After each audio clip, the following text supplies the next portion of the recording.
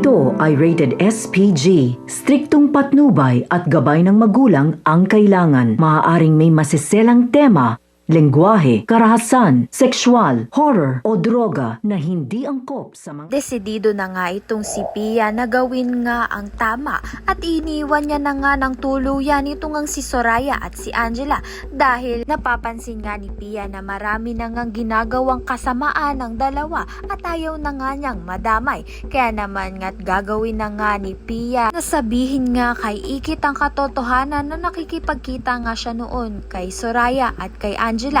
At Soraya nga ang may mastermind ng mga kasamaan. Kaya naman nga't makikipagtulungan na nga itong si Pia bilang abogado nga ni Ikit upang mabigyang hustisya na nga ang kasamaang ginawa nga nito kay Ikit. Sa kabilang banda naman nga kung kailan nga nalaman na ni Mayumi ang katotohanan na si Emily ay si Ikit ay mapapahamak naman nga ang ninong ni Ikit.